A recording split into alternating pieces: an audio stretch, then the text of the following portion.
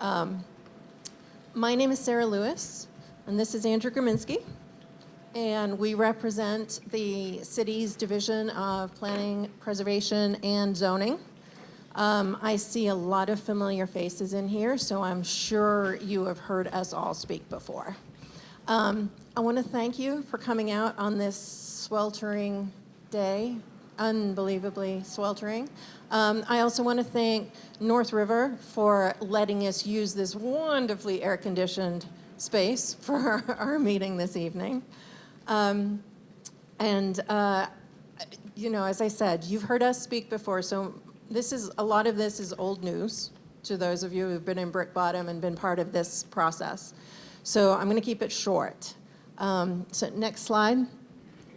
So just as a refresher, according to the city's comprehensive plan, Summer Vision 2040, Brickbottom is a transform area. These transform areas were intended when we were expecting these to have the development pressure. In a lot of these areas, there are larger parcels, so there's more flexibility for future development.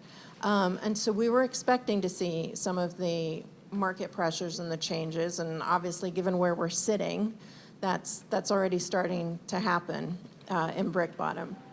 So the goal of the planning efforts, such as this one, is to make sure that we, as a larger group, can help guide what that development and what that transformation might look like.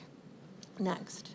So development can happen with or without a plan, but by us documenting what the vision for the neighborhood is, we can minimize some of the unwanted outcomes and then guide the necessary trade-offs that are often required as we get into development.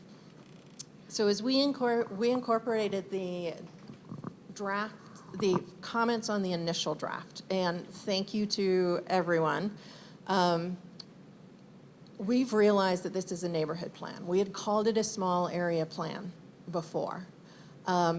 It sounds like it's just nomenclature. However, in the planning world, a neighborhood plan is still the same geographic boundary area, but it includes a wider range of topics that are included in than would be usually in a small area plan. There's also a larger connection to the citywide goals, as I'd mentioned, Summer Vision. So there's a lot of connectivity there with what the neighborhood wants to be in the city as a large picture. So it sort of balances those two efforts. And it also serves as a guide for work yet to come. So we'll get into that a little bit as Andrew goes through the recommendations. So next slide. Today we're going to talk about the timeline, the community priorities, the plan objectives, and the key areas. Those of you who have looked at the document will notice there's a lot of reorganizing, and hopefully it's much easier to read than it was, but don't worry, we're not going to walk you through the entire document tonight. We have to be out of here at a certain time, so we're going to be focusing on the recommendations instead, and then talking about what those are and what the next steps might be. So next slide.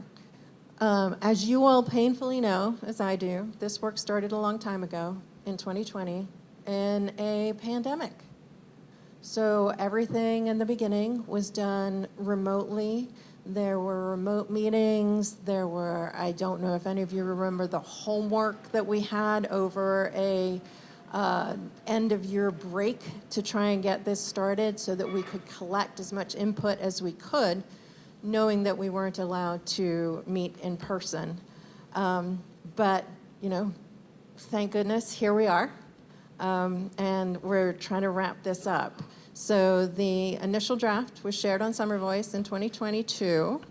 And then we were challenged with a question.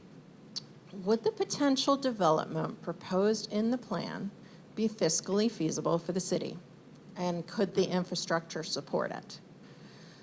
So I know that sort of slowed us down a little bit, but the short and happy answer is yes. So the way the plan, you can find a summary of the modeling that was done for that in the new document. And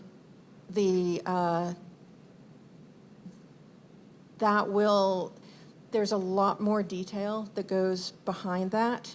But at least the summary is there, and we can talk through some of that. The next steps is going to be the submittal to the planning board. So as you all know, that's a very public process as well. So there's opportunity for review and input in the planning board process. And while we can celebrate a little bit about getting to as far as we've gotten with this document, your work isn't done by any stretch of the imagination. Not only is there the planning board process for adoption, but the next steps are going to be looking at the zoning and understanding what that looks like. And that's going to be a very, very public process too. So hopefully, as much as you've given us so far, I hope you will continue to stay interested as we go forward. And I'm going to let Andrew dive into a lot of the details. I do want to acknowledge we have a city councilor who has just joined us. Councilor Strezzo, thank you so much. Great, thank you, Sarah. And again, thanks for coming out, everyone. Just a quick show of hands, who lives in the Loft Building? None of us live in the Loft Building. It's a Brickbottom Arts Building. Brickbottom Loft is a real estate firm. Thank you for the correction, I appreciate that. Thank you for coming. And how about Joy Street Studios? Awesome. Other workers in summer that I'm not mentioning outside those two entities? North River, I know we got some folks here. Great. U-Haul? No? Anyone else I'm missing? All right, perfect. Well, thanks for coming, everyone. Next slide, please, Madison. All right, so I'm going to quickly go over the community priorities that came out of the planning process. And those are creating a more complete neighborhood, support the arts and creative uses, improve access and connectivity, design sustainably with pedestrian focus, and then support economic development. Next slide, please. So, creating a complete neighborhood. This means residents will have easy access to essential services. This could be housing, retail stores, open space, recreation facilities, health services, accessible transportation, and public services. While some amenities might not be directly located in Brickbottom, they should be readily available in neighboring areas. The plan prioritizes creating a walkable, bikeable, and safe environment for people of all ages and abilities. Next slide, please. Supporting the arts and creative uses. Brickbottom boasts a thriving community of artists and makers. The plan emphasizes supporting and nurturing the existing creative sector. Implementing the proposed policies, programs, and infrastructure will foster a vibrant, arts-oriented small business environment. With careful planning and public investment, Brickbottom has the potential to be an exciting arts district. Next slide, please. Improving access and connectivity. The plan takes a comprehensive approach to mobility, considering all aspects of movement in the public realm. For pedestrians, bicyclists, yes, even cars, transit, delivery services. The plan looks at how these modes can navigate, enter, and exit the neighborhood safely and efficiently. It also examines the neighborhood's connection to surrounding areas such as Union Square and Innerbelt, and how easy it is to transition between them. Next slide, please. In designing sustainably with a pedestrian focus. Historically, urban design has often prioritized vehicles or buildings without fully considering their impacts on pedestrians or long-term sustainability. The plan advocates for a more human-centered design with two key aspects. One being the physical design. This involves ensuring people of all abilities can easily move throughout a space, navigate every part of the neighborhood, and can encounter minimal barriers. And then there's the psychological design. This focuses on how people feel in the space. Key questions include, does the area feel safe and welcoming? Would people choose to spend time here? Next slide, please. And economic development. The plan aims to further development of a well-rounded business ecosystem by fostering growth in arts, light industrial, and research and development. By leveraging the economic potential of the existing creative community, the plan creates opportunities for diverse businesses to thrive and complement each other. And the strategy relies heavily on a coordinated workforce development initiative. Next slide, please. So now we're going to get into the plan objectives. This is sort of the recommendation area of the plan. We're not going to go specifically over each recommendation. It's going to be more sort of an overview. So the 5 topic areas are arts and culture, economic development, land use and urban design, mobility, and housing. Next slide, please. So starting with arts and culture. Brickbottom already boasts a vibrant arts community, and this plan recommends objectives on how to continue to cultivate and expand the creative scene. This will be achieved by supporting the existing creative spirit while strategically adding new spaces for artistic expression. Preserving existing art workspace is critical, but planning for the future is also vital. New workspaces should cater to diverse artistic needs, and the plan recommends exploring clustering workspaces to help foster collaboration and reduce costs. Galleries, performance venues, and classrooms will provide a platform for artists to share their talents. Public art installations like murals and sculptures will not only enhance Brickbottom, but also opportunities for local artists. The plan calls for encouraging property owners to also join in these efforts by integrating art into future developments.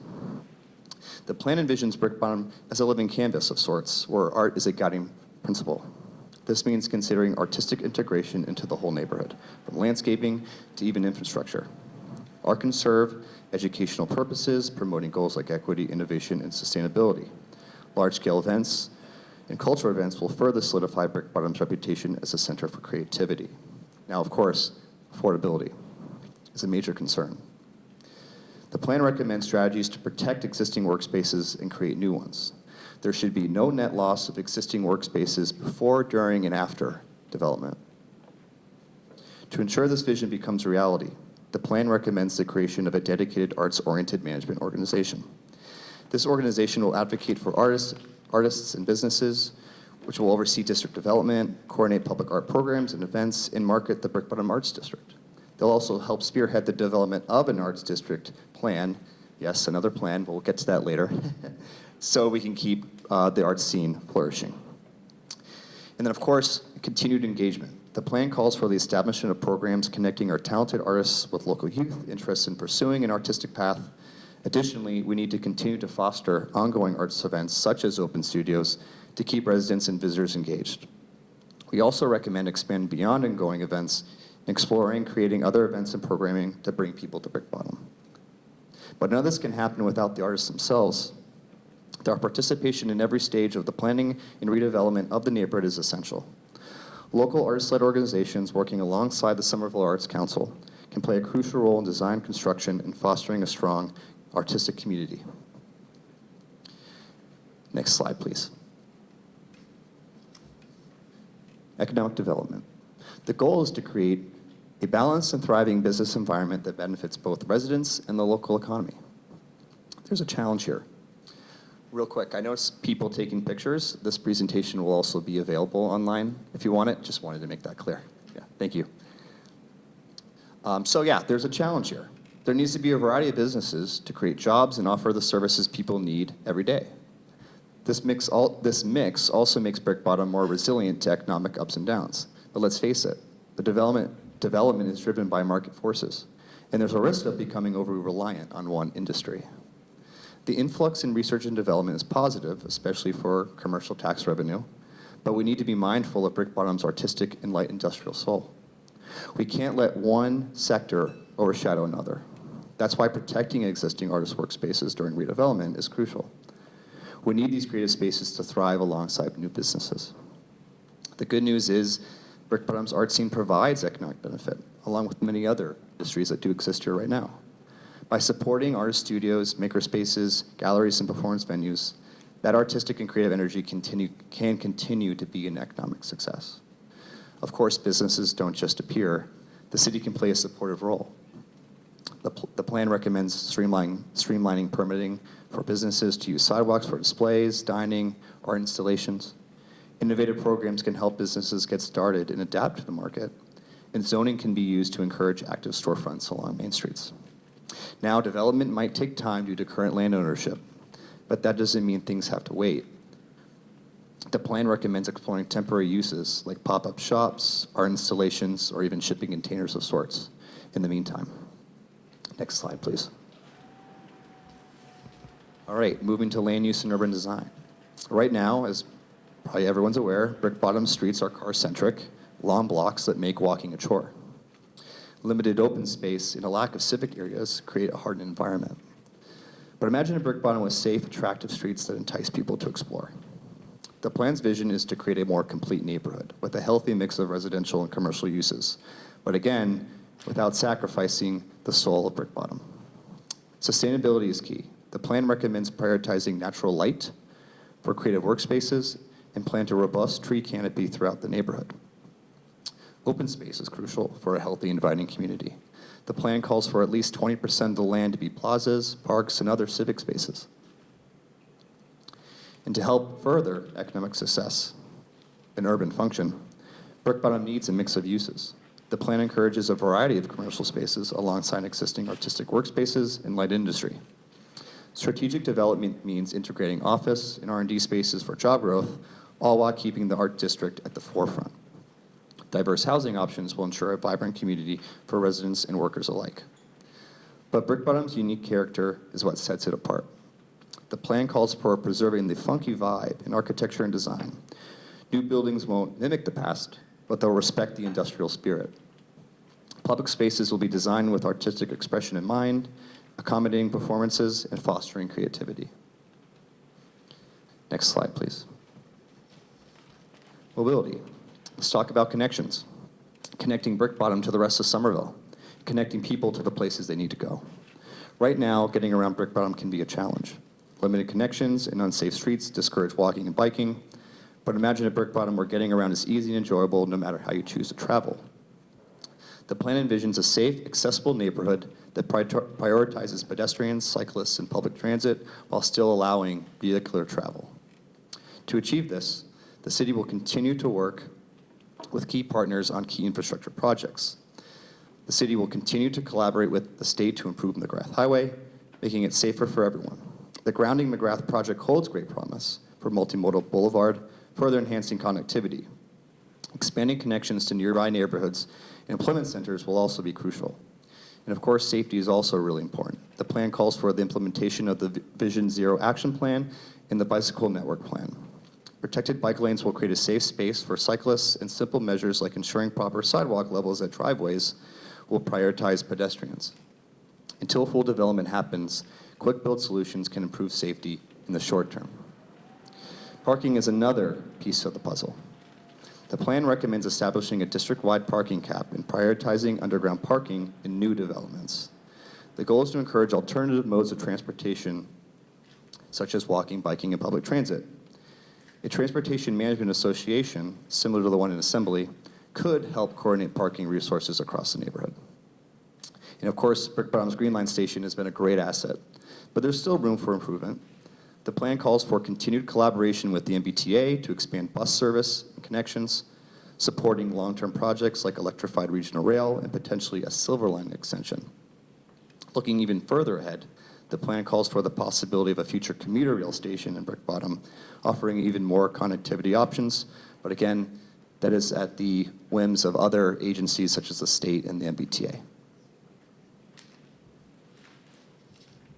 Next slide, please. And housing. Brickbottom has a significant role to play in achieving Somerville's housing goals for Summer Vision 2040 as a transformational area. As new housing is developed, there is a unique opportunity to nurture the artistic spirit of the neighborhood. As new housing options come online, the plan recommends dedicating a portion specifically for artists. This could include live-work units where artists can seamlessly blend their living and creative spaces together, but we also understand that flexibility is important. Some artists may prefer separate living quarters from their workspaces. That's why the plan also recommends a range of unit types along with dedicated shared workspace areas in some of the buildings. High-density housing near the Green Line station will be a key element. This creates a more complete neighborhood where residents can easily walk or bike to shops, restaurants, workspaces, civic spaces, and get to other places in the city and nearby. By providing artist housing options alongside a diverse mix of housing units, Brickbottom can become a more complete neighborhood. Next slide, please. So the next few slides, we're going to be going over the key areas, which is most of the neighborhood just split into sections.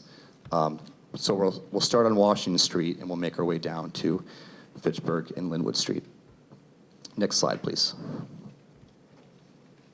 So just here a quick overview. Washington Street Gateway, Joyce Street, Poplar Street Corridor, Chestnut Street, and then Fitchburg. Next slide, please. All right, starting with Washington Street.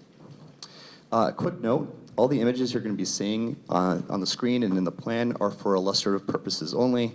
It's not necessarily going to be built one day like this. This is just, again, to serve sort of more of as a design and guide. The plan envisions a new plaza at this key location. This welcoming space will cater to people arriving by train, bus, bicycle, or on foot. The design prioritizes clear visibility and access to the East Somerville Green Line station and the community path. Public art will be incorporated to create a landmark that embodies Brickbottom's spirit. The current traffic volume and pedestrian activity necessitate a new crosswalk at that intersection. The final design might include separated bike lanes and ample street trees, again, depending on work with the MBTA. Additionally, the plan aims to create a safe and efficient transfer point between various bus routes, the Green Line, and the community path.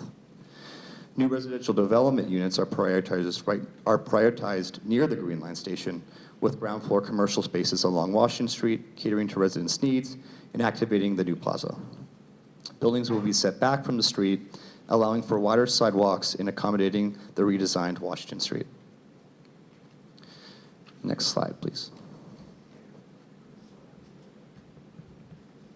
The plan prioritizes concentrated development with taller, mixed-use buildings near the East Green Line station, East Somerville Green Line station, as favored throughout the planning process. Most parcels along Joyce Street are suited for either corridor buildings with central courtyards or longer structures flanking the community path. Both options will feature high-density housing. To achieve the plan's broader goals for urban design and mobility, Joyce Street will be transformed into a complete street. This means separated bike lanes, wider sidewalks, and ample new street trees. The unique curve and elevation change on Joyce Street presents an opportunity. The plan proposes a new greenway or linear civic space at this location. Buildings along the west side will be set back, creating a visually striking area ideal for public art as a focal point. To shorten long blocks and enhance connections, new cross streets linking Joyce Street to Linwood Street are included in the plan. Buildings on this block will face the new greenway, slope down the cross streets, and feature an additional story facing Linwood Street. The current entrance ramp to the Green Line station is inconvenient. The plan addresses this by proposing a second, more direct access point within Brickbottom along Joyce Street.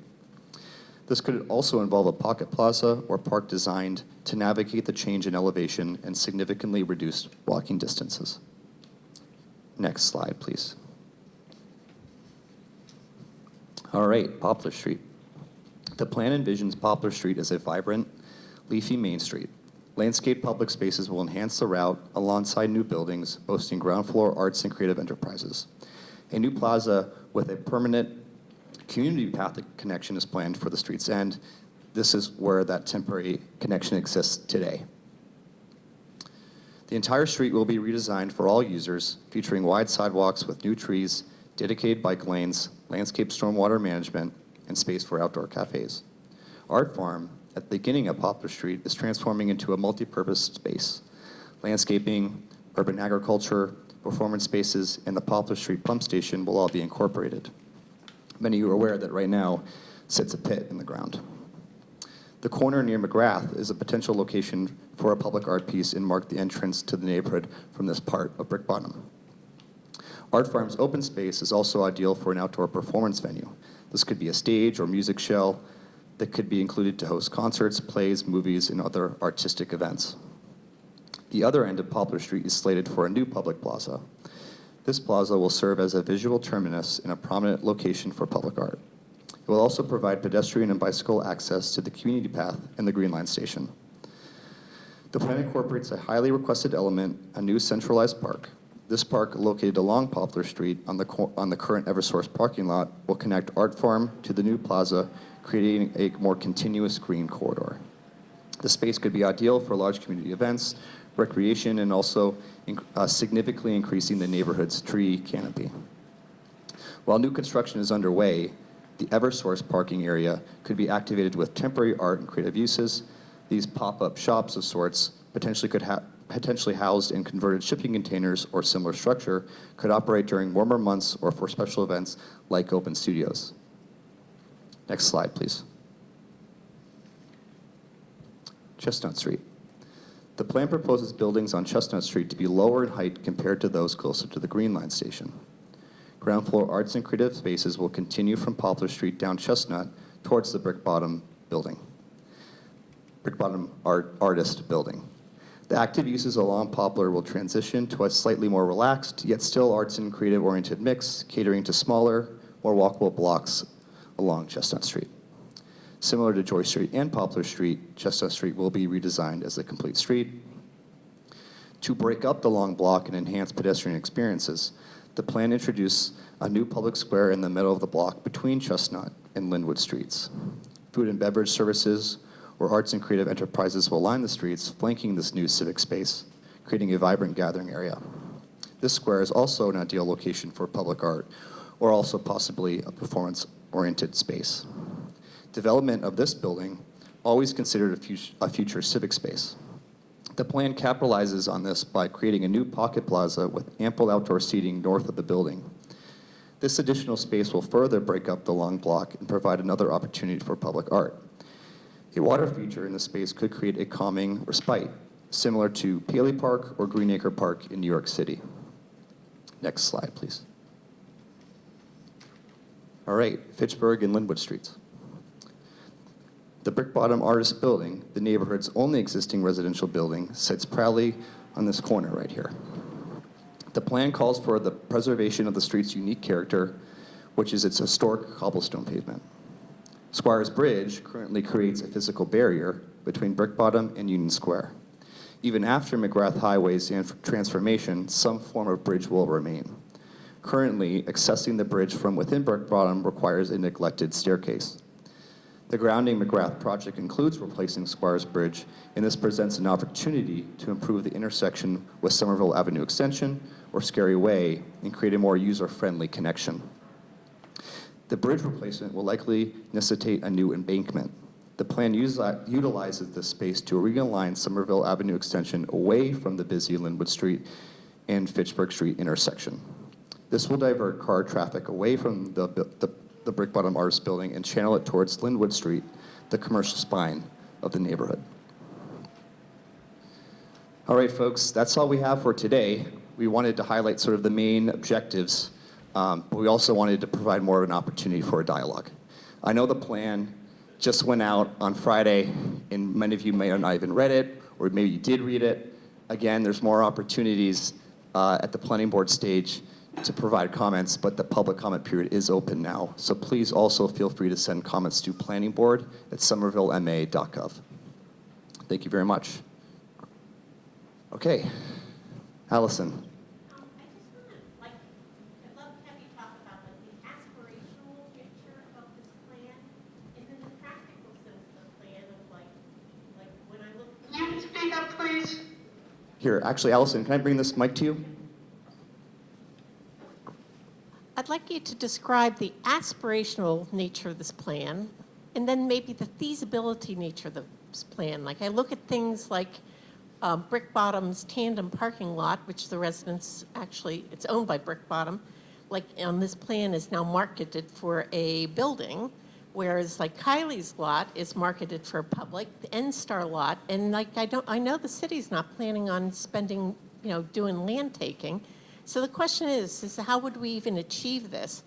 Or are we going to get bits and pieces like this building here, which did promise us a pocket park, but the pocket park, if you look at it right now, though the building's complete, has tenants, the pocket park is certainly not there. I mean, so the question is, what on this is achievable, and are you expecting the developers to like basically build the amenities? I mean, the other thing I would like to say is that the one place that we have greenery that like has been maintained by one of the Brickbottom Artists Buildings residents is like slated for civic buildings. So it seems ironic to me that to take away the one green area we have and then to vision green spaces where there are industrial owners of buildings. And I don't actually understand how we would get from here to there.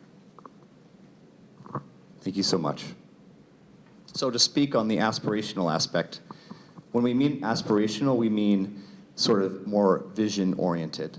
What you see, again, in those graphics in the plan isn't necessarily going to happen in 1 year or 10 years. It's incremental. That's why you have a plan in the first place. So sort of hopefully guide what happens. But again, going back again to aspirational, it's aspirational in the sense that it's more, again, big picture. There's going to be other things that need to come to actually make things happen. That could be other plans, that could be specific studies. Again, the neighborhood plan is looking more at that sort of 10,000-foot view picture of Brickbottom and where it can go.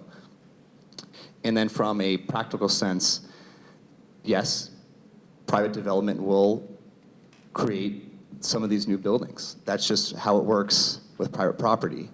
But there can be public investments. For example, Poplar Street will eventually have some transformational changes to the street, which will be through public dollars. But it's more of a sort of mix. You have private entities that will provide benefits to development, but then with sort of tax revenue, we have more money to spend on public investments. Sarah, do you want to address any of that? Sure.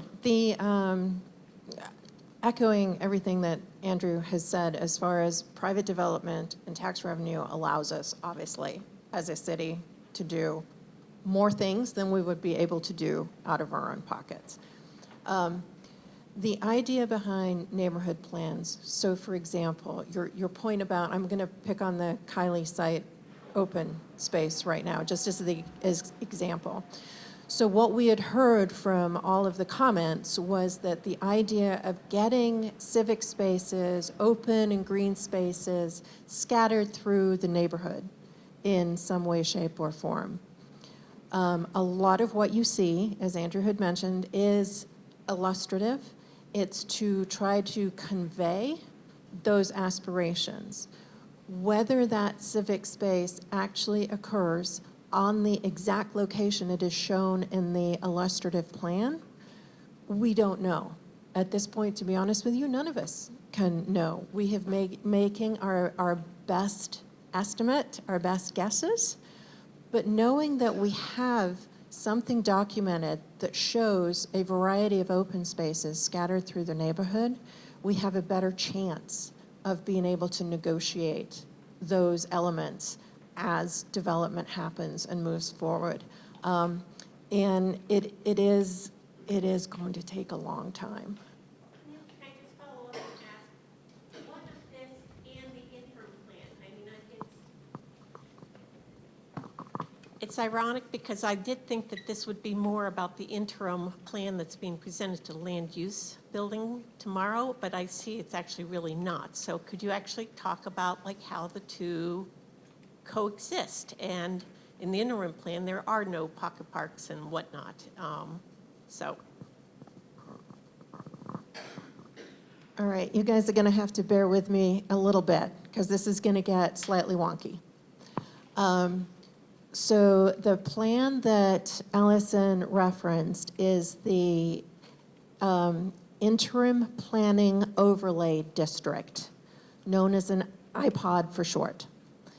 That will be presented at the Land Use and Planning Board hearing tomorrow night as part of that agenda. The intent of the iPod is strictly zoning. It is not visionary. It is to try to put a pause on development that we might not want to see because it doesn't match the intent of the neighborhood plan. which is what we're talking about this evening. So the idea there is to sort of, is to pause the development, not stop it, but to make sure that they have, anybody that wants to develop something goes through a special permit review process, so that we as a neighborhood have time to review it as those move forward. I've got a clarifying question for a gentleman over here. Hold on. Sorry, where is that meeting? Where is that meeting happening? That meeting is virtual. It is online. Check the city website for the calendar. It will be up there. It's probably a complicated link through Legistar that I don't even remember. I'll get all the letters right. So, but check the city calendar. Bill, did you have a follow-up question? Yes. What are you going to do about the contributions between the iPod and this? In particular, the MR4 that you're going to put down as the zoning. I mean, it's not just an iPod. It's you said you're going to do it as in essence, as a moratorium or as an interim sort of a procedure, but you're actually rezoning. You're putting down MR4 as the base zoning. Now, you said that the way the building heights are supposed to work, the lower buildings are going to be down here and the higher buildings are going to be up at the Washington Street end. But you're rezoning the Washington Street end MR4, which is 4 stories high. I mean, the problem you're setting up here is that you're going to put into place a brand new base zoning tomorrow that really is totally contradictory, as far as I'm concerned, with what you've got in this visionary document. And I don't know how you work out you're sort of leaving us with another big dilemma of the process and the procedure now of how you sort of move them both forward. You got me totally. Understandable. It is not a simple thing to understand. So this is not, the iPod is not base zoning. It is a way to make sure that the buildings and businesses that are in place can continue to operate. It's to make sure that nothing is going to be taller without neighborhood review. It is also designed to expire once the actual base zoning for Brickbottom, based on the neighborhood plan, is drafted and adopted. So it is literally just a way to pause and make sure that we get extra review. Currently, under the current CI district, we don't get the review processes and options to look at proposals in the amount of detail that we do in other areas of the city. So this is intended to make sure that we can get closer to that before we get the real, I'm going to call it real zoning in place. Okay, and then we have one from Greg. Was this on topic that you wanted to add? Okay. All right, so we're going to start with a question from Holly. Hold on, Anna. Hold on real quick. The one thing that I think, and what's coming up here, and this is a question back to you. I mean, we work together. I'm Greg with the Arts Council. Is once this is passed, and once the iPod is passed, which again I think is the intent, is trying to sort of arrest things to kind of align up. That's the intent. When do you plan on rolling out discussions and planning around zoning? And like, I think that's what everyone's anxious about, and probably everyone would think this is wonderful, this is lovely, but back to Allison's thing, it's very aspirational. How are you going to get to reality? And reality is often in the zoning, and maybe the community would sort of see the connection more if you jump to that now. Thank you, Greg. Yeah, the timeline is that once we have this to the planning board, Andrew and I were talking this morning about both of us have to jump into the new zoning probably sooner than later. So that is part of the plan. Now, there is a difference between the time it takes to write zoning, get some public input, versus the actual adoption of the zoning. So it's really difficult. All zoning is approved by the council. So it's really difficult for me to stand up here and sort of give you a specific timeline. But it's our hope that within a couple of months, we have something before the council for the land use committee to review and discuss. Go online? Okay. All right, we're starting with Polly. Hi, thank you. Oh, I can start my video. I have two questions. One is a follow-up to Bill's question, and one is to Allison's. The first question is regarding the MR5 and the iPod. MR4 and the iPod. How far down in the 5 areas that you described were you planning on having that go? Were you planning on having that in areas 4 and 5, that is Chestnut Street and Pittsburgh Street? So right now with I wish I had a map, but we don't have one. Maybe Madison, you can see if you can pull something up. But all the zoning that's proposed in the iPod have the same heights, max, 4 stories. That's the entire neighborhood with the iPod. If that answers that question in terms of No, where. it doesn't. Because I'm asking about Well, the MR4. residential aspect. Yeah, so that is. Can you see? Can you see the screen on your end? Yes. Okay. Yes. So I'm going to do my best to try to think of where MR4 is zoned, but it's the parcels that are directly on Joy Street that touch the railroad track, as well as the parcels that touch Washington Street and McGrath, and then on the other end of McGrath, what's the north? That would be the western side of Brickbottom. This isn't the best orientation. No, I understand. Okay. And then the fab will remain on the Joy Street, the Brickbottom Artist Building, and then sort of some of the parcels along the central spine. And I believe MR4 is also proposed on the middle parcels on between Chestnut Street and Linwood Street. But we'll get you a better idea of that, so you actually know. Meaning Kylie's land? Yes, Right across from Brickbottom? correct. But I'm going off of memory. I'm just going to give you a heads up. And the North River land now, you're saying the one that occupies Joy Street could go to MR4, but the 2 lots on Chestnut would not? Yeah, the ones where Joy Street Studios are will remain fabrication. Okay, so my second question, thank you, is to follow up on Allison's, is I understand that this is illustrative and aspirational. However, I'd like to know in the final overlay, not the iPod, the way it usually works is that you would be able to get an owner such as Mr. Kylie to offer a pocket park by trading off something. And typically the trade-off is much higher heights. Or creating an MR4, which we fought very hard against them having any kind of residential down at the lower end. There was a good reason why those are fabrication and commercial.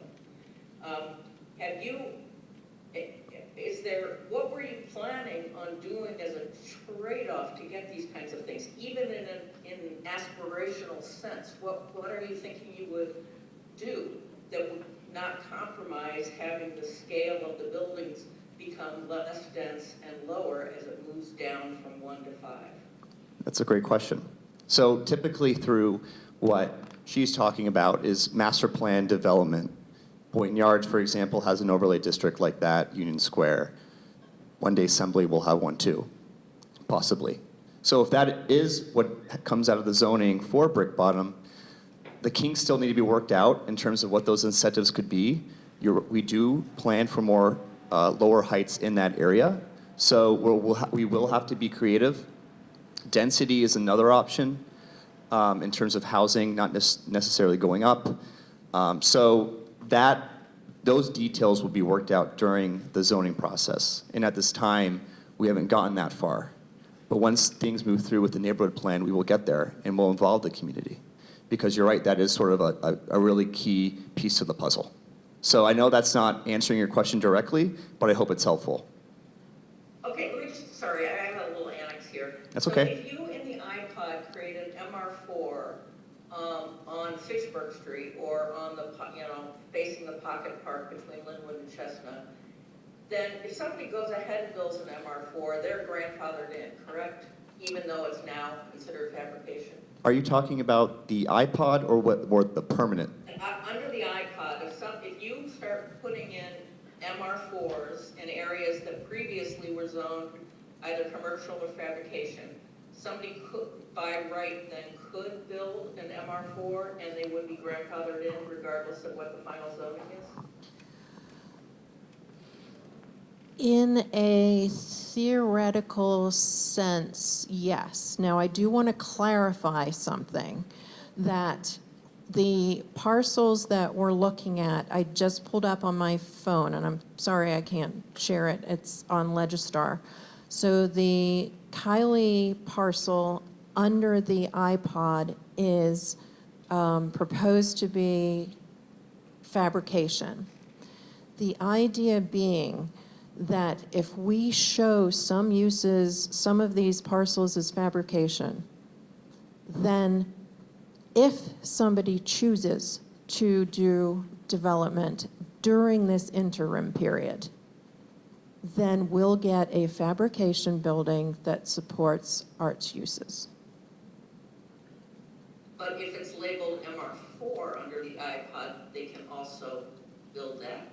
The areas that are labeled MR4 under the iPod are where we are now in 100 Chestnut. And then everything closer, basically, if you drew a line across the northern part of the neighborhood, north of 86 Joy, then all of those lots are MR4. So that is sort of where Herb Chambers is, it's where the U-Haul is, and it's where the thin lots that are next to the train tracks are. So you're saying 100 Chestnut would stop being CI and would go to MR4 under this iPod, and Kylie would stay fabrication? Correct. Wow. Okay, thank you. That's big news to us. Thank you. I have a gentleman over here. Do we have anybody? We're going back to the room. Is that all right? Okay. So I have one lady in the back here who's been waving like crazy. Hold on. How many units of affordable housing are there going to be? The question is, how many units of affordable housing are there going to be? Unfortunately, we don't know that. We've made some assumptions. You're not embarrassed to say that? You don't know? We, the city, don't develop affordable housing. So we have shown about 40% of the neighborhood as being potential residential uses. So It's not affordable. it is not affordable, but at least 20% of that will be affordable. We can give you I can provide you a rough estimate after this meeting. I need to go back and look at the chart. It's a commitment. Not a rough estimate. That'll have to be done as part of the development as development comes in, and when residential is developed, it will be 20% of the total number of units. But you don't yet know what the residential is going to be, so you don't know what 20% of something is. No, I personally do not. So it's all dependent on the development market and the landowners as to what they want to develop. Yeah. But all we can be certain of as a city is that if they develop residential, 20% of those units will be affordable.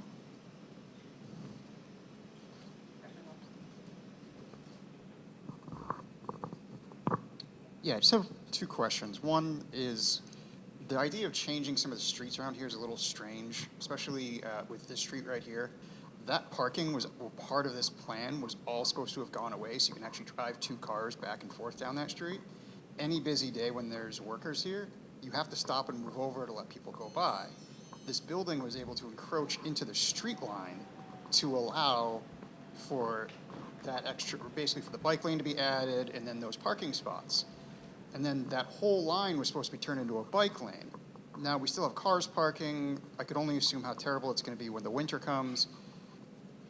I'm concerned that if we allow buildings like this to encroach onto city land, that once we do it farther up, say U-Haul, which is already a mess when they have tractor trailer trucks trying to get around them, I worry that this area is just going to become impassable to that extent. Is there any plan to actually follow through with most of those things once a developer's already built out their portion? The other question I have is more on the aspirational side is, with some of these drawings, you have buildings that are, National Grid or Eversource. You have stuff like U-Haul. You have stuff like the auto parts store. How do you get these businesses out of this area? I mean, considering U-Haul wanted to expand at one point, they got shot down for growing the building. How do you get there, and how does this whole process actually work out without taking land from these companies? That is a very, very good question. In as much as I'm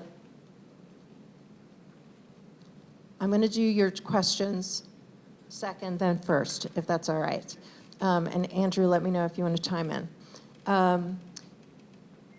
So when we do a neighborhood plan, development happens dependent on the property owners. If a property owner does not want to change what is on their parcel, there is no mechanism by we can force them to do that. And that's why the timeline for neighborhood planning is often very, very long. Because if somebody has a unbelievably successful business, they're going to keep operating that business. And we're okay with that. In some instances, the parcels might be too small to develop on their own. And so it might be that property owners will then negotiate with each other and go in on a partnership to redevelop. So there's any sort of number of scenarios that can manifest as it gets through.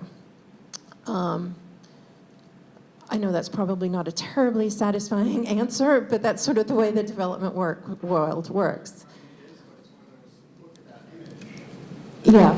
All sorts of streets and buildings that are built, there are businesses that are probably not going anywhere, or at least I can see.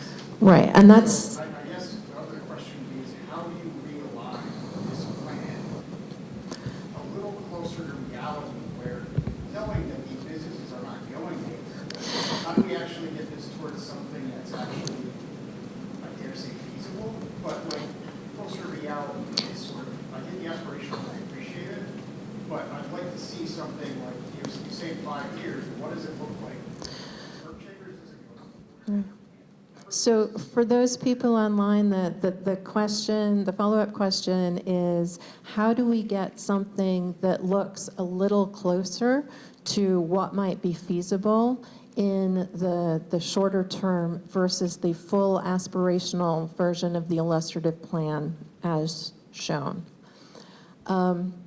A lot of that has to do with phasing and when these property owners are ready to redevelop. So we have gone through and looked at a lot of the proposed street connections between Joy and Linwood. Those are purposely put on property lines or splitting property lines, so one particular owner isn't necessarily burdened with a new street. In some of those instances, if it is deemed advantageous, the city will build those streets. So it's a balancing act as to what the development community is willing to do, and then what we as the city can do. The other thing that I wanted to follow up, I don't want to lose your second question. Actually, what was your first question? So at no point does this building encroach on public property. In fact, all new development in the city, what has been difficult in this area is to know where actually the official right-of-way line is. So where private property starts and public property ends, or vice versa, it's hard to know where those lines are because there are no sidewalks or things that are readily visible. In the zoning, we do require that most new development sets back from the public right-of-way line to create a certain distance of sidewalk. And usually that is 12 feet. Concern is because this actually kicks out way more than it used to. It used to be able to fit a car on either side and have two cars pass, no problem. That's not that. So this building was able to build all that structure out, and then nothing happened with the other side, and you're still parking there. So that's what I worry about, is that you make it advantageous and start doing the other end, and then we all of a sudden have trouble with U-Haul, we have trouble with some of these other, like, trying to go through, by Eversource and that mess that they're doing right now in construction. And that's what I worry about. We get, the developer does what they want to do, and the city never follows up with their portion of it, clearing out the parking over there to allow the cars to go. All right, so I'm gonna, if I can summarize for the folks online. So the problem that the neighborhood is having at the moment is with the new infrastructure on one side of the street has taken away what used to be a lot of parking. And nothing on the far side of the street has been defined. So there is still a lot of parking going on, creating a yield scenario. That's not what, so the first drawing. Hold on. I'm going to give this to you because I don't want to. So just what I'm more getting at was that we originally, when the first drawings, before this building was built, that wasn't there, and they weren't turning that into a bicycle lot or bicycle lane. And then closer to the actual development, that changed. And in one of the meetings, I asked, when did that get approved and how did that get approved? And they basically said, oh, we're just doing it. And I was like, all right, like I'm not around for this, so I didn't hear this. We asked for it actually as Brickbottom residents. When the bike plan came in place, like one thing, to make a 2-lane protected bike lane, they were supposed to go through a process where they met with the neighborhood and got it in. All those pretty pictures of that bike lane did not obligate this building to build that bike lane. And yeah, but what we actually as Brickbottom residents said, we wanted to maintain the parking. We have a gallery where we have visitors, and there is no place for our visitors to park. And we're a residential building, and we felt that the yield situation was a lot better at this point than losing the parking. And we also thought of having a 2-way protected bike lane that took you up to Poplar Street and didn't connect to anything was like, this should be the last place where the bike lane was. And so that's why so the city actually responded to our request to keep the parking. And, and it was actually overwhelmingly our building. I mean, I'm sorry, are you from Joy Street? No, I'm just curious are you at Brickbottom? Basically saying that we used to be able to park on both sides, and then this building was built and pushed out, so you can't do that. Well, you can park on both sides. And have vehicles pass by each other at the same time. So that's what I'm getting at. Yeah, It was never that tight. And then because of the bike lane was added. It's the additional bike lane, not the curb bump outs that are the issue. But the fact is with the number of construction vehicles here, currently here, we still need on-street parking. And like why I was asking you whether you're like at Joy Street or at Brickbottom, like whether you'd like to join our mobility group so your voice could be heard.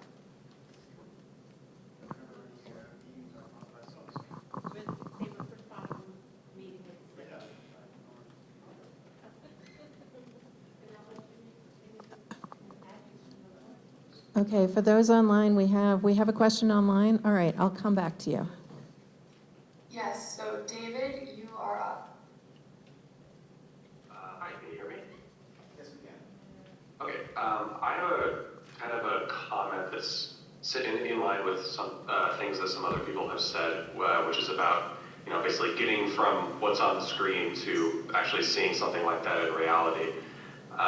I know you've talked about the difficulties that come with, rolling this out over a relatively long period of time, but just as a point of reference, I went back and looked at the Gilman Square Neighborhood Plan, which is now over a decade old, and exactly 0% of that has materialized.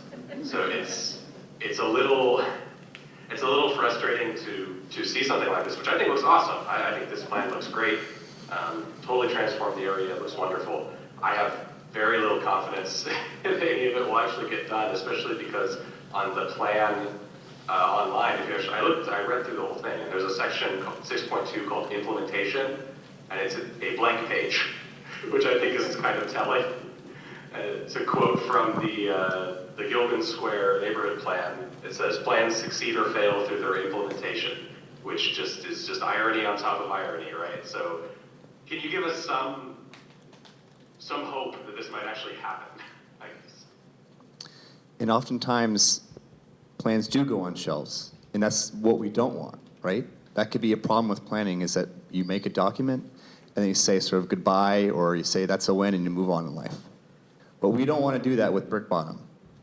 Getting to the implementation section, yes, there is a blank page on that side, because we're working on a implementation table, which puts all the recommendations in sort of into an organized manner. It also includes what body would be responsible for it. Would it be a short-term or long-term action? Would it be more of a heavy investment or sort of an easy win? That's still being worked out with internally, but that will be in the document by the time it gets to the planning board.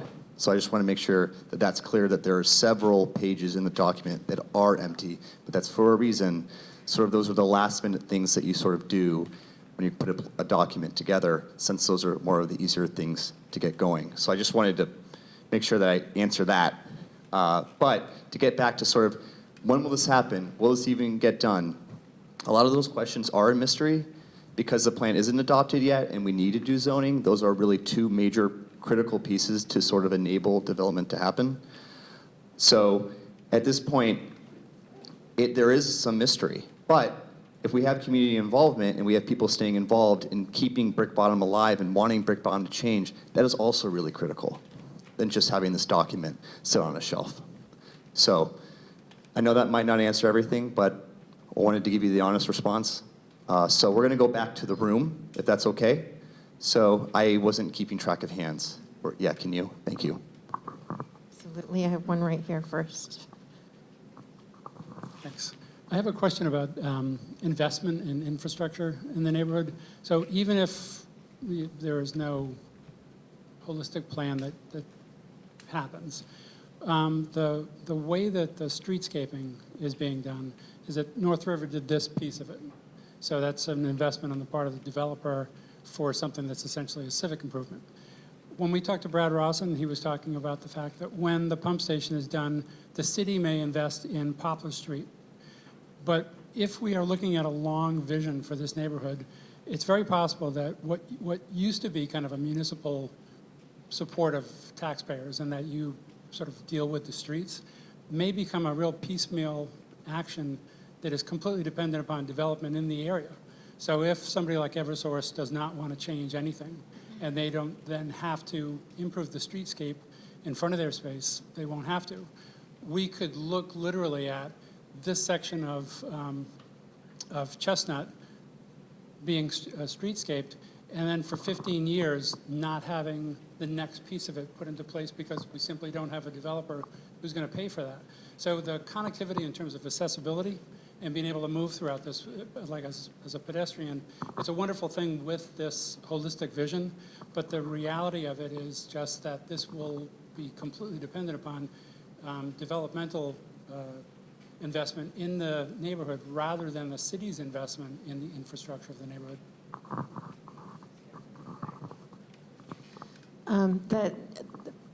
Thank you for that comment. That is very true. It is one of those things that we struggle with a fair amount, just like every municipality does. Well, except for perhaps Cambridge, who I think has more money than anybody. But the how we balance these things. So there's a couple of pieces that we might be able to do, and some of them are the temporary activation or installations, what Brad and his mobility team refer to as quick builds. So how all that comes together, we're not sure yet, but those will be some of the conversations that we do have moving forward. But I have noted that your concern over accessibility as a pedestrian is a very, very, very valid one. I have a gentleman here, and then we're going to go back online. All right. Okay. Catherine, you're up. Hi. My name is Catherine Truman. I have a little more specific questions, and they kind of follow up on where we were in the questions in the room, which is really about traffic and parking. And while the plans, I love the aspirational idea that everybody's going to take public transportation, everybody's going to walk, and everybody's going to bike. But we all kind of know that that's not really what happens. And traffic is already such insanity trying to get around sometimes at rush hour. And even if we have, with all this enormous development that's going on in here, even if we have 90% of these people who are going to be working or living or doing whatever they're going to be doing in these buildings, and 10% of them drive, we're not going to be able to move anywhere. And I see the urban planning and the landscape planning and the aspirational ideas of this, but I've lived here for 15, 16 years, but I'm also in the process of bringing my office here, so I'm not only a resident, but I've got to be a business owner in a creative endeavor, in a creative field in this area. I have employees who are going to need to get here, and the reality check is, they can't all take public transportation because they don't all live near public transportation. The reality check is that even the ones who are young and fit and bike to work, they don't necessarily can always bike to work. We get snowstorms, we get rain, we have freezing cold. People will sometimes need to drive.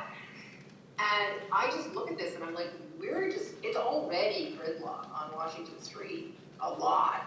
And we bring in all these people. How are we going to deal with this? All this aspirational development is wonderful, but nobody's going to be able to get anywhere. And I just, I see kind of a disaster waiting to happen. Same thing with parking, which is that, sorry, there's a lot of background noise here somewhere, but there's, with parking, temporary parking, people coming to gallery openings, people coming, if you have a business here, people need to come to meetings, whether or not it's a client, whether or not it's somebody you're interviewing to come here. How are the reality checks of day-to-day life and the fact that cars, as much as we don't all love them, are going to exist? That doesn't seem to be planned into here. I'm also, I did not catch this, because I just saw it when it was coming on the screen for the first time, but the reality check of our parking lot, the aspirational notion is we don't have any more parking, and I've already got 2 parking spots out there, and I need them for my employees. So can we at least create a plan that's aspirational about keeping the parking that we already have? I don't know. I worry when I see these things that we're just creating a problem that is going to make it miserable for everybody who works and lives around here. Full stop. We're not I don't have a reality check about cars and parking.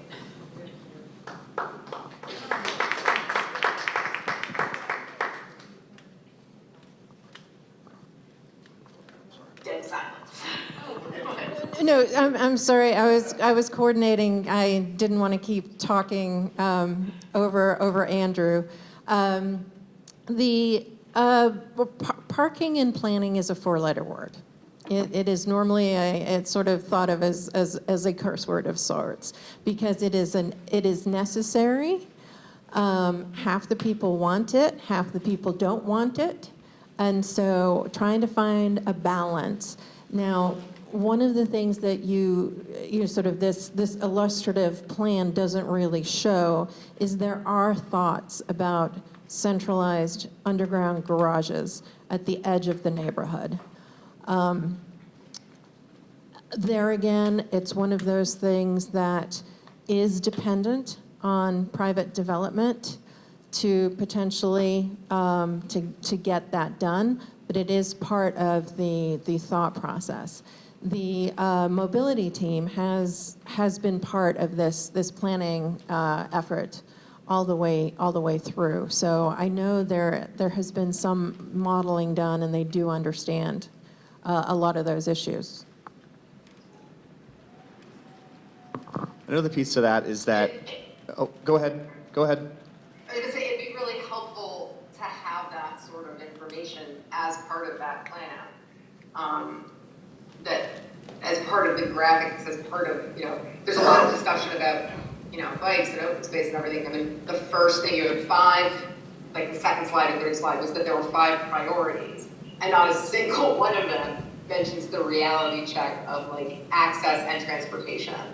And, making it a livable, workable place involves not sitting in your car for an hour and a half trying to get to your home or your work. And I would like to see that a reality check around access for even the 10% of the people that are going to still need their car.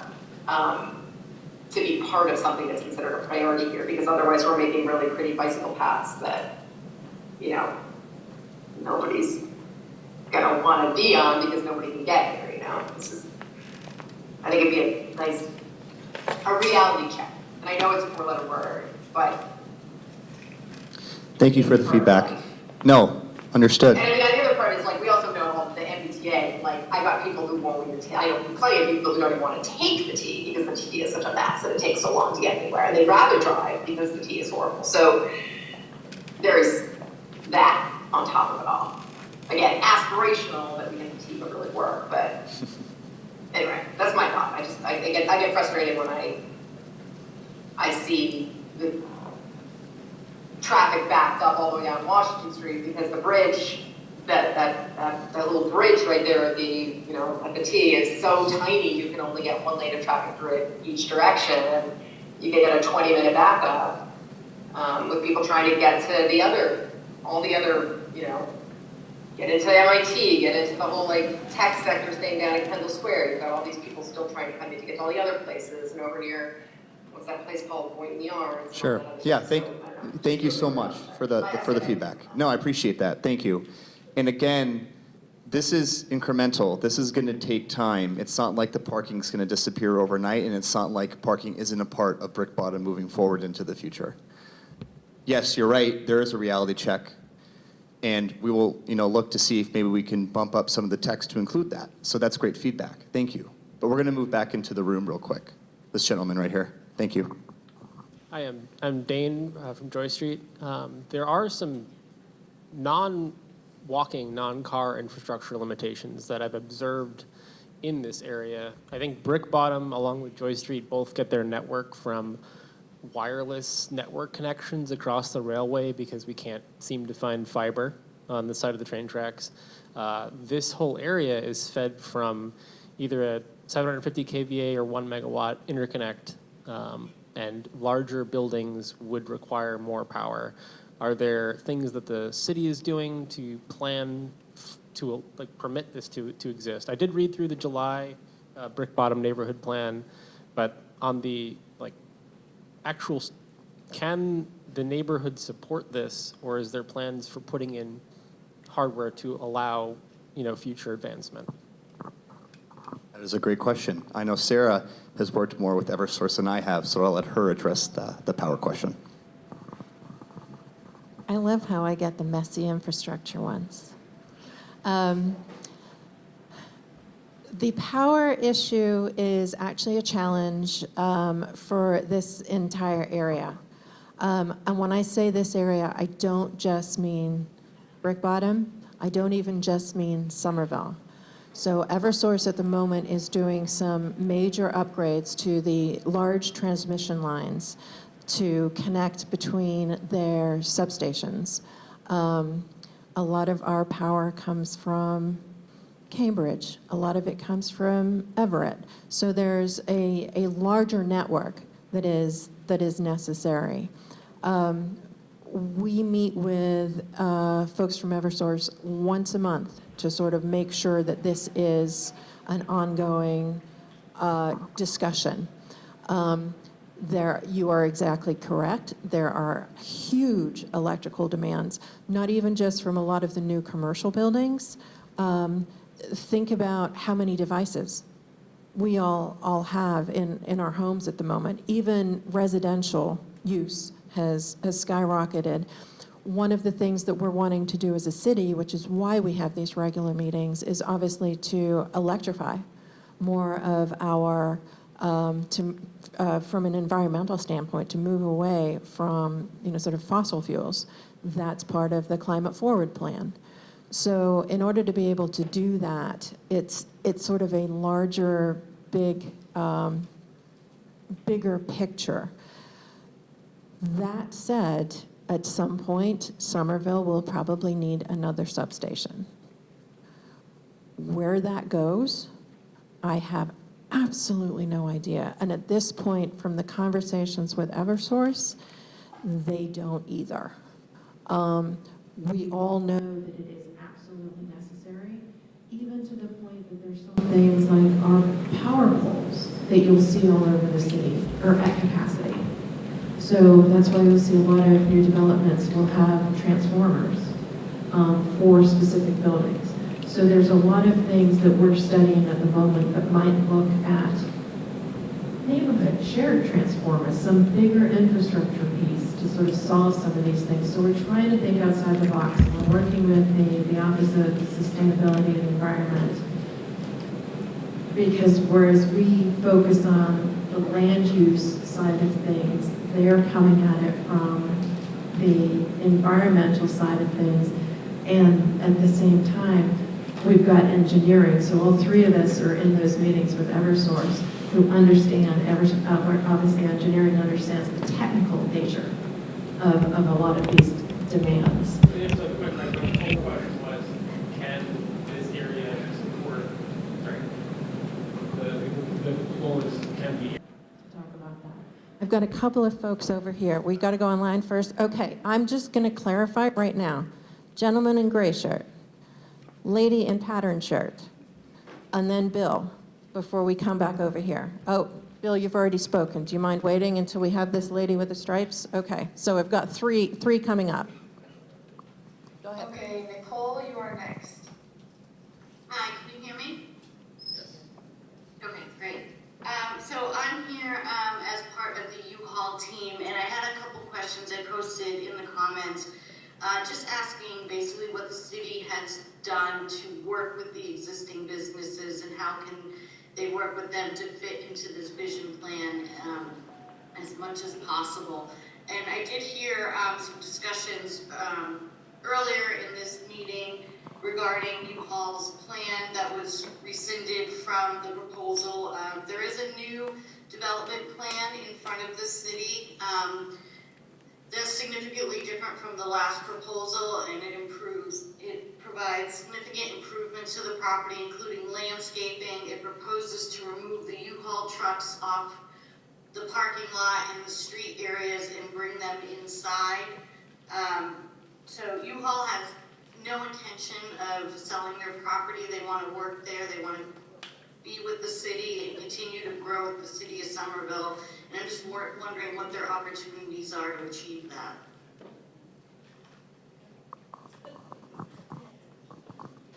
Thank you for your question. The opportunities to work with the city, it's obviously I'm speaking right now from the PPZ perspective. There are many other reviewers across the city that look at development proposals. So if you've already got a plan into the city, then I would say hang tight and work with the people that reach out to you for more information. And I think that's the best bet at the moment, and sort of as We've done that, pardon me, and we've had a couple neighborhood meetings. Some of the feedback that we get is that, some of the customers or the neighbors have concerns with the operation. George White, who is from U-Haul, is also on this call. He makes his contact information public at all these meetings, and we never get any feedback from the city or from the residents. So, like I said, we just want to work with the city, and, U-Haul wants to upgrade their business that they've currently outgrown to provide a better state-of-the-art building that would also help the city grow. okay. Thank you. Yeah, let us follow up internally, and we can make sure that we can get you some feedback on that. I appreciate that. Thank you. All right, back to the room. Yeah, just quickly, there's myself and people in this room included who have been here since 1988 at Brickbottom. We have asked for things from the city, sidewalks, streetlights, trees, nothing. The only thing that's happened in a positive way, this building, North River, did put those things in, and eventually the transfer garbage station, originally incinerator, is gone, and we're going to have Art Farm there. Those are the only two things that are being done for Brickbottom up to now. We've lost stuff because of GLX. There was nothing we could do about that. And so 35 years to get part of a sidewalk and a street light. So are we talking another 35 years, give or take? I mean, I don't think I'll be here. Herb Chambers, Eversource, Kiley, and U-Haul were all here then. They're not going anywhere unless, I mean, they're offered a lot of money, sure, but then they got to go buy another place. So this is all very nice. I don't think I'm going to get to see any of it. All right, thank you for your comments. I wish I had a magic wand, but I can't give you specific answers on timeline. So I do understand the frustration. We have another one online.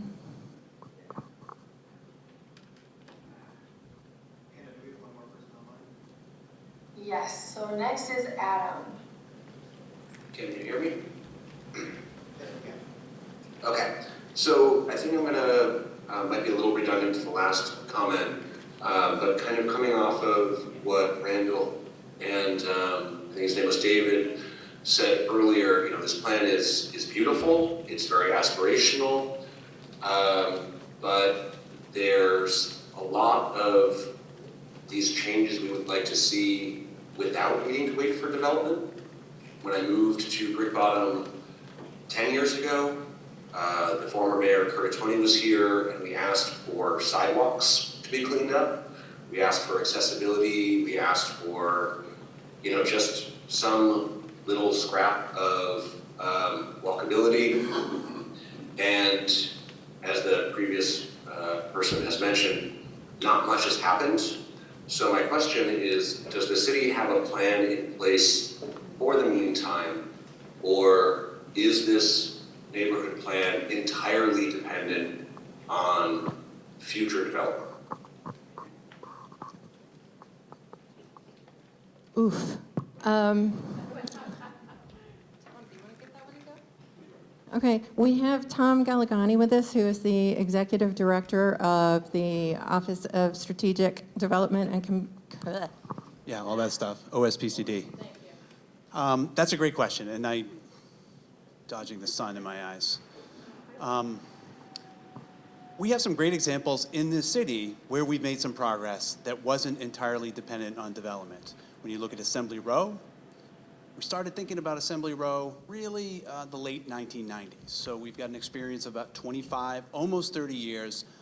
We're almost one generation into the revitalization of Assembly Square. And it's been dramatic.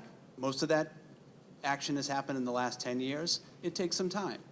But that was done with a combination of different tools, not entirely dependent on private development. We had state partners, the state government, the federal government.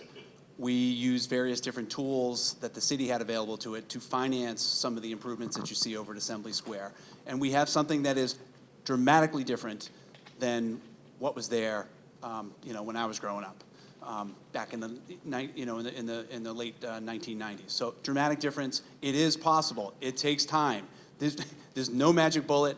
And I took Sarah's magic wand away because she was doing all sorts of crazy things with it. So that, and we have an example in place right now where both the city, private developers, the state, and the federal government are teaming up to transform areas. And that next area is Union Square, where the city has spent tens of millions of dollars to fix the infrastructure that really addresses all the 80% of the toilets that flush in the city. But as a part of that, we've been able to transform the streetscape through Union Square.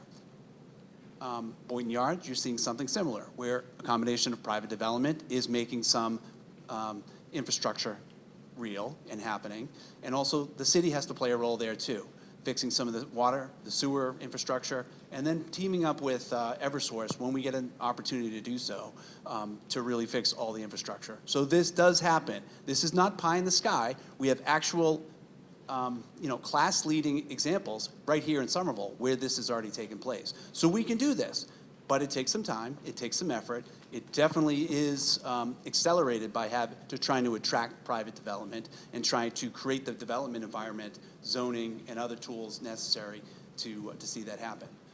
So we're going to get there. It's not impossible, and it's not totally dependent on private development. It's an essential piece, but it's not the only thing. Does that answer your question online? So I guess I just want to reiterate my question.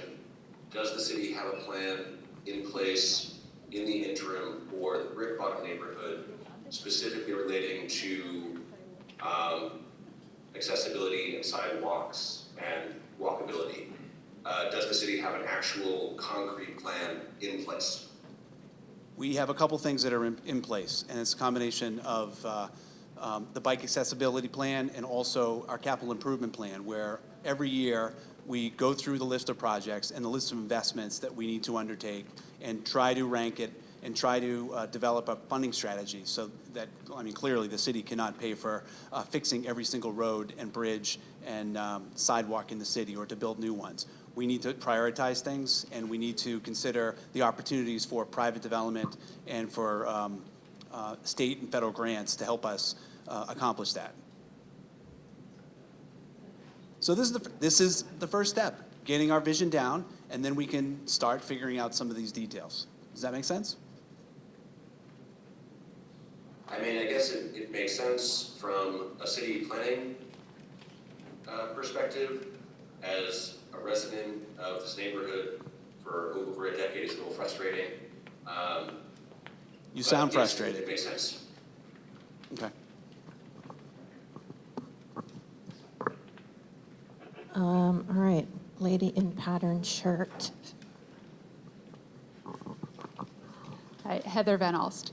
Thank you. So I got 3 question areas anyway. First thing, we've seen there's been a lot of aspirations and a lot of vague generalities, honestly. So I'm looking for some more specifics, and specifically, you mentioned the height in 4 and 5 is lower. What does it go down to? What specifically? Second area, the financial feasibility plan. Can you at least give an overview what was considered and what were the conclusions? And then the third area, some more specifics on this process, please. So what exactly is going to the planning board tomorrow? What's the timeline for commenting opportunities on that? When does who does the plan go to next? What are the other opportunities? What are the steps and the processes on that? And how can I make sure I'm hearing about all of this? Because I have been to many a meeting and submitted many a comment. I only know about this meeting tonight because my neighbors got notice. I didn't get any notice. Our building manager right there, who's great at distributing things, didn't get any notice. How can we make sure that gets out? Thank you for your questions. So to address the zoning aspect with heights, the plan didn't go into those details because that will be handled with the zoning aspect that will come after the plan adoption. So we wanted to keep sort of actual heights out of the plan until that zoning process happens. Does that make sense? Moving to the process for the planning board. The plan will be sent to the board, and we're aiming for the July 18th meeting. That's next week. So if everyone wants to mark their calendars, that will be the first meeting that the plan is heard. The planning board, their process is at their prerogative. It could be one meeting, it could be 2 meetings, it could be a month. We don't know. They dictate that process as they ultimately adopt the plan. During that process, they may ask for more neighborhood meetings. That is something that could happen. It's been a minute since we've gotten a plan to the board. So this process for some city employees is even new, since we're getting back into this.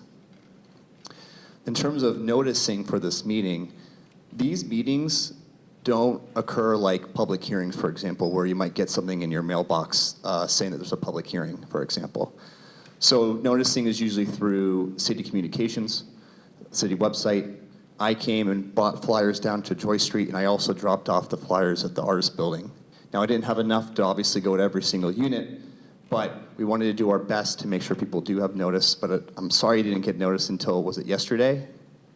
Well, I personally never got it. So you never, yes. So, But you should have email addresses for people who've been to past meetings and submitted comments in the past.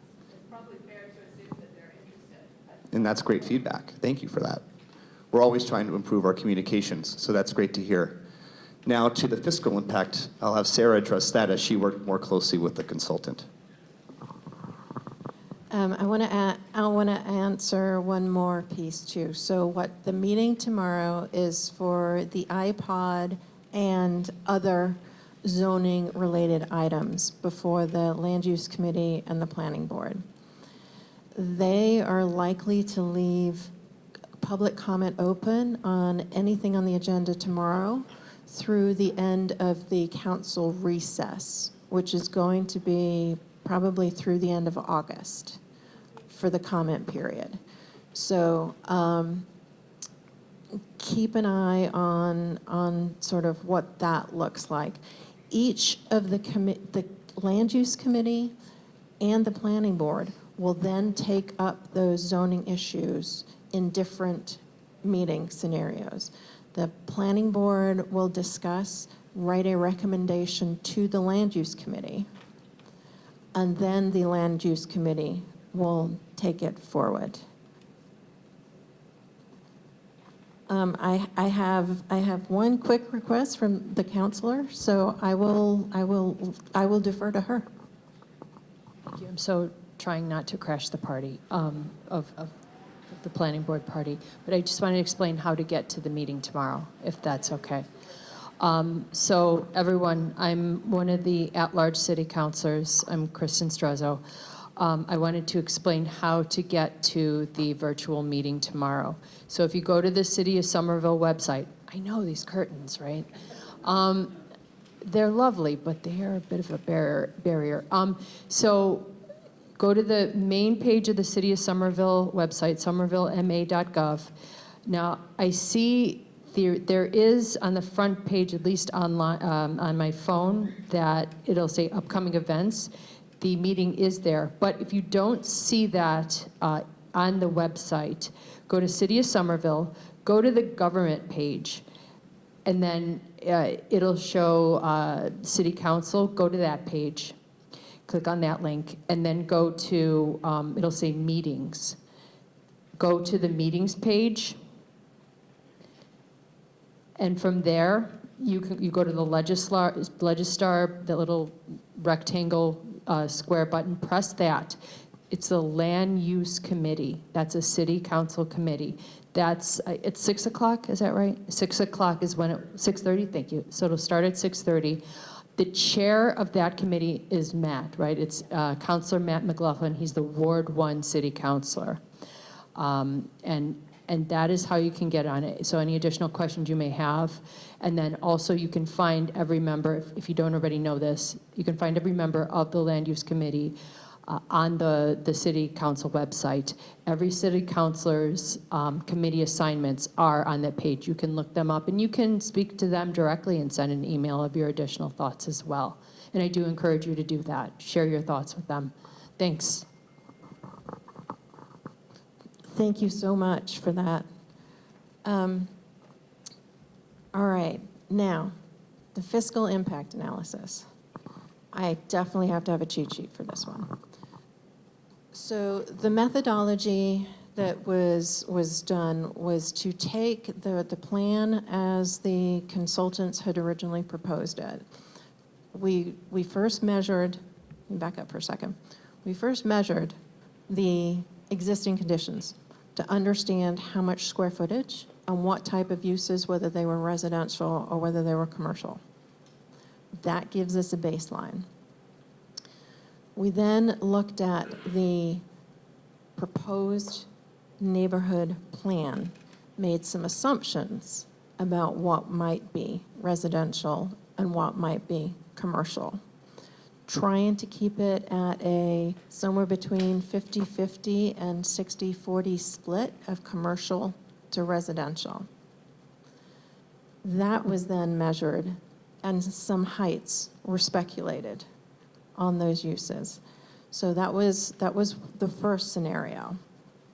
The second scenario looked at if that was inverted. So if there was more residential, then there was commercial square footage included. So there are different tax revenues that are generated by commercial use versus residential use. And so we were trying to understand what that balance would look like. And then the third scenario, and the second scenario actually looked at also if, there are two different ways that the school system actually measures students. I'm probably getting into too many weeds right now.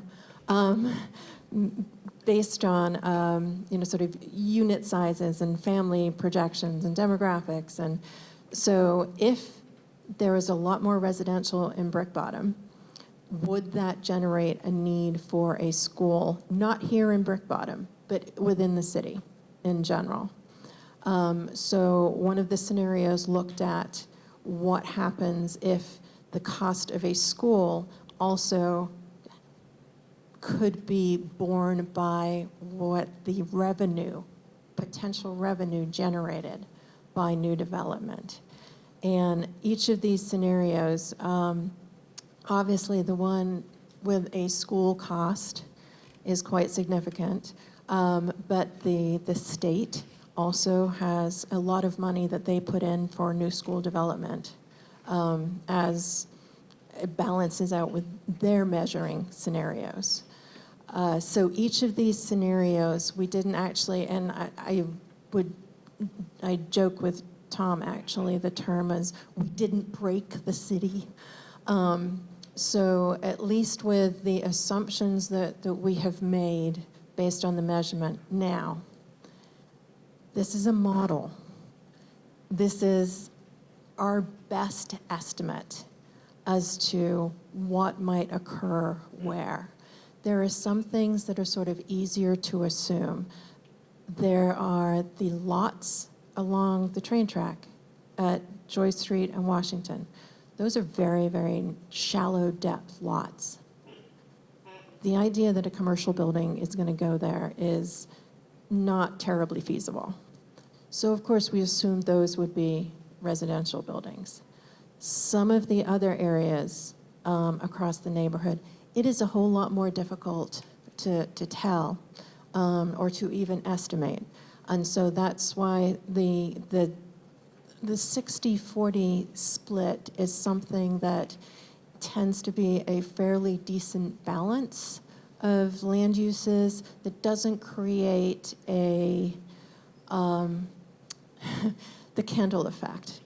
So the idea, if you have too much residential, too much commercial uses, you have a place that is not lively in the evenings. So we want to make sure that we're still keeping a real neighborhood and getting the balance of a 24-hour place with the jobs, but also with then the services for the residents. So that's kind of where that ratio comes from. So are you really just looking at sort of predicted tax revenue versus expenses? Yes, the question was about some of the specifics of expenses, and yes, so infrastructure improvements, we worked with engineering to look at where the street improvements that we were just talking about with the gentleman online, how much those sort of investments cost, as well as the underground investments. Sort of sewer, stormwater, the power issue that we were talking about earlier. So a lot of those pieces were taken into account in the model, even things as much as public safety. Sort of as we develop, as we grow, what does an apartment building need for, say, fire service versus a commercial building? So all of those pieces there are factors in the model that do look at that. And I will say, just for a clarification, this is from the city's perspective, not any development pro forma, which would be a completely different model altogether. So I know that was sort of a bit wonky. So just to give folks a heads up, we got to get out of here at 8, and we have about 13 minutes left. So want to make sure we get other comments. All right, in the back. I'll walk. All right, right here? Yes, sorry. Thank you for... Actually, I'm going to cede to the person sitting, sorry. I'm going to cede to the person sitting next to me because he has to leave. Hey, just a quick point. I want to tie together some of the online questions about realism, some of the things Randall said about the piecemeal faction situation we have here with development, and the fact that Robert said we've been here 30 years. I've been here 30 years. So right now we have this beautiful sidewalk right in front of us here. North River owns this to the end of the block here to Poplar. The city does have control of one parcel here, and that is the Art Farm parcel.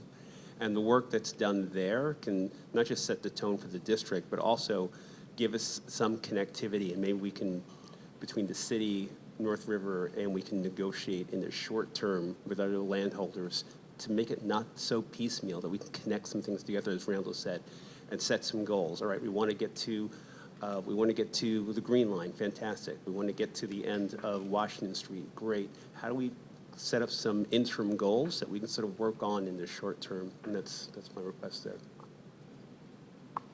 That is great feedback. Thank you. All right, in the back, unless I'm getting out of order. I can speak up. So what's interesting about Assembly is it's an island. It's basically self-contained. Can you online hear us? And are you able to hear the speaker? Andrew. All right, I'll just use the mic. Here. Okay, so. All right, so Assembly Square is basically an island. We are separated, but we're also very connected to the other two plots that were highlighted in the plan, the Twin Cities plot and whatever you called the Target plot. What is the timeline for those plans? Are they happening in a similar situation to this? No planning process has started for those areas. So that's Twin City Plaza. We also call Grand Junction. It's sort of the north part of Cambridge Crossing. And then Union Square East is where like the Target is. Those would be separate planning processes, and at this time, nothing has moved forward for those neighborhoods. That has a lot, like we They're connected. Yes, and that's why we wanted to make sure that in the plan we mentioned how important connectivity is, not just into Brickbottom, but out of Brickbottom. Because it is, Somerville's small, and everything's affected regionally, so that's a very important point. And that traffic and planning for that future is what makes us fear that we're going to be trapped and never able to leave. Exactly, that's a great comment. Thank you. All right, anyone else? We couldn't hear that last comment online. Could you repeat that? Yeah. Thank you. I was just saying that we're very connected to the two kind of abutting areas, and without knowing what the future plans for traffic and development are, it's hard to not feel like we're going to be trapped in our little corner. Did you get that, Anna? Yes, thank you. Great. Here you are, ma'am. Thank you very much. In keeping with a lot of other speakers, I have sort of two issues here or comments.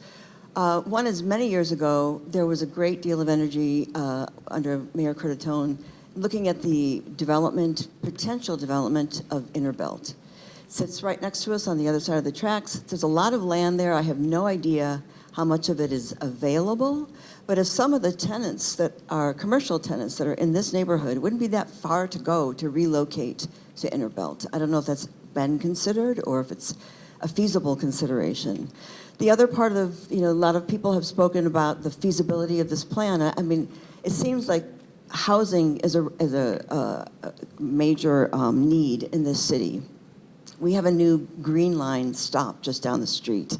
The development of those residential buildings at that end of this district seem to me like a no-brainer. I mean, I would imagine there are developers who would be really anxious to kind of get that going. I don't know if you have any of that feedback, if you've gotten any, but that to me seems like the first seed of promise for this plan. We'll get you in a sec, Dan. But just to address your 2 points, yes, Innerbelt is a transformational area, which will undergo eventually its own planning process. But as many are aware, Innerbelt is also very disconnected to the rest of Somerville, and there's a major pinch point where the MBTA line goes over, I'm not sure what you call that, but the tubes, thank you, that's really what's holding a lot of development back, is getting into Innerbelt. How do you get trucks into Innerbelt? Also, the MBTA owns a lot of parcels in Innerbelt. So there's a lot of questions. There's a 200 Innerbelt right there that has better access, and there's talks of a pedestrian bridge. Tom might be able to get to that more, but things are in the works in terms of funding for that, which would connect also over to the Green Line station. Housing, you're right. That's why we're proposing more high-density housing there, because it makes sense. It's transit-oriented development, if folks don't know it. More housing. It's hard to put a number on things at the moment since we haven't worked out the zoning and we haven't worked out a lot of those numbers. Just higher density in general, more housing concentrated in one location.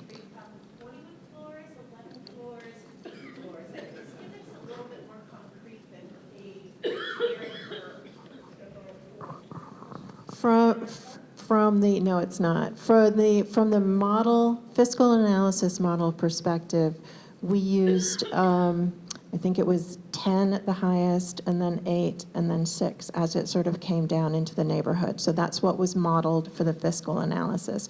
Whether that's where the zoning ends up, we don't know, but that was from some of the feedback that we had heard during the planning process.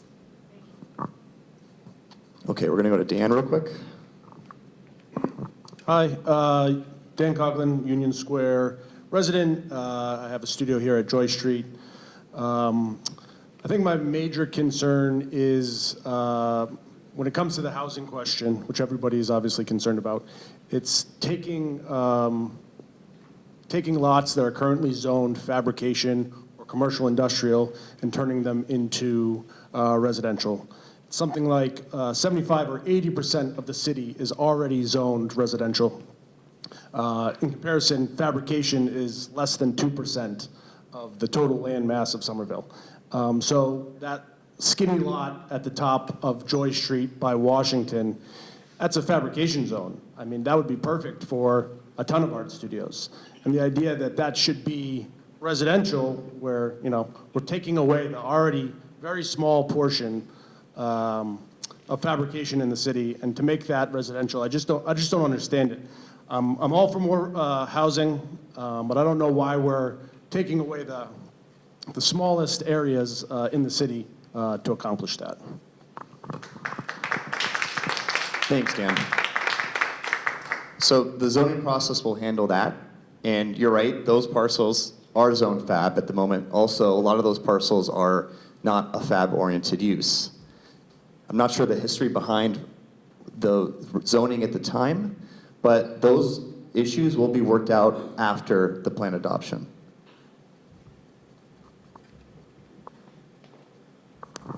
Hi, just you bringing up the residential that might be planned down there, and I know it's hard to juggle everything and find a balance, and I know there's a need for some parking, but I hope for some of the residential coming in, and I'm sure you're probably thinking about limits on how many more cars can be brought in because of all the issues we're having with traffic in the area. So. Thank you so much. Any other questions? We're almost to 8. Anything online, Steve? Oh, all right, 2 more. Allison?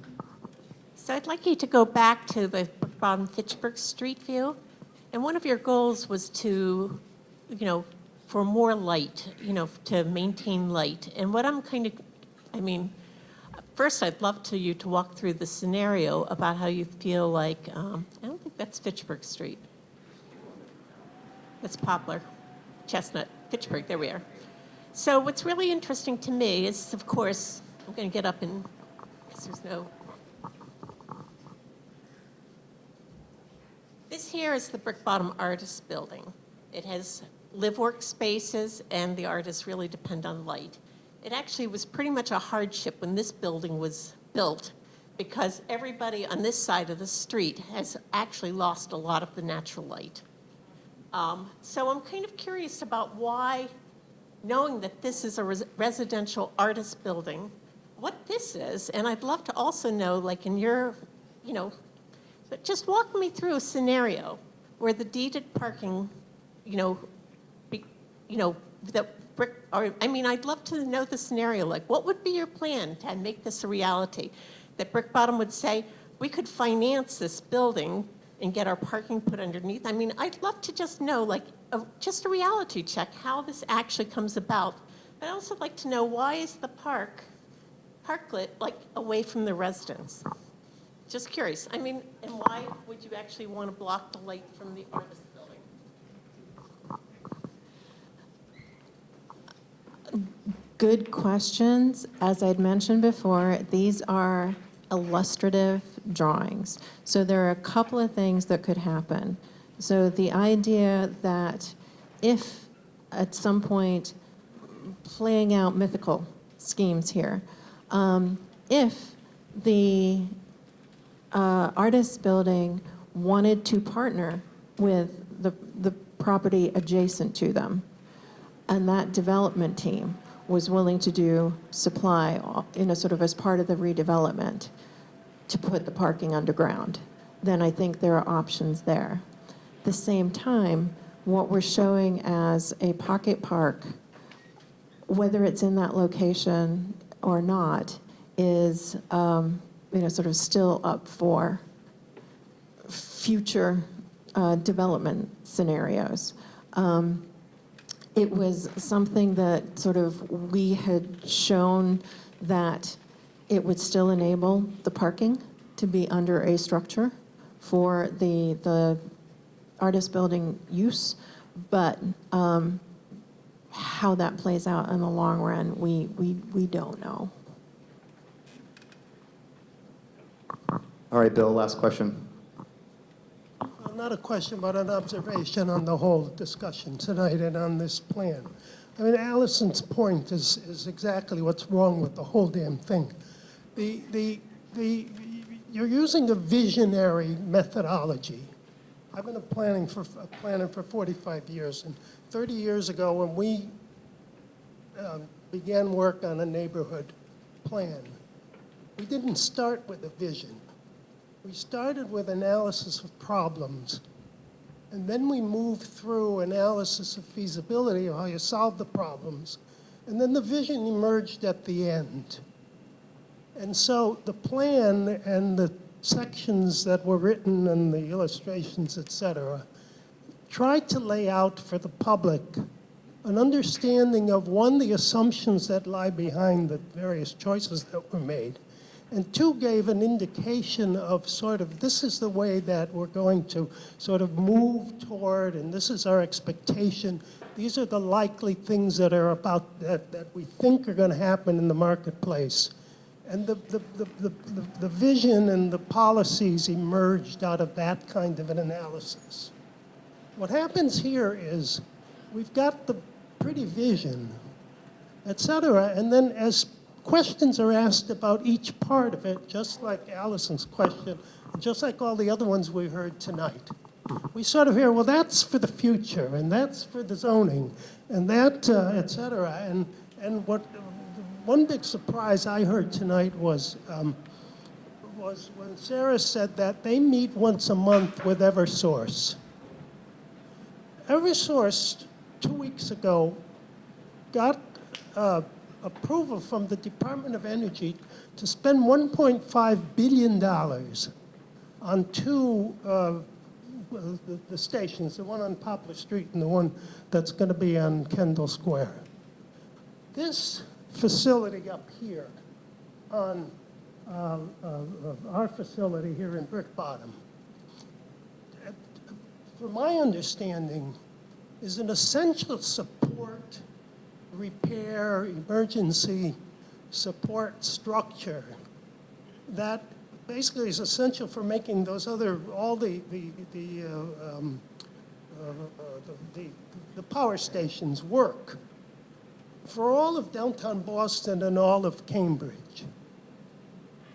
This plan says absolutely nothing about that existing facility and says absolutely nothing about the assumption that it's going to be gone at some point in the future. And why or whether or what or et cetera is it's a total mystery.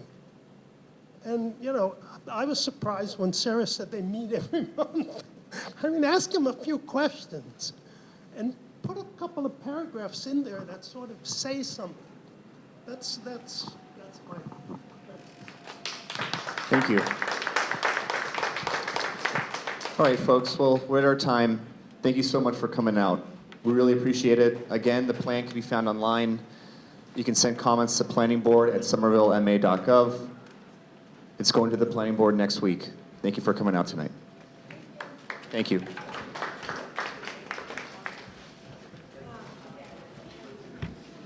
Hey, how are you? Good to see you. Good.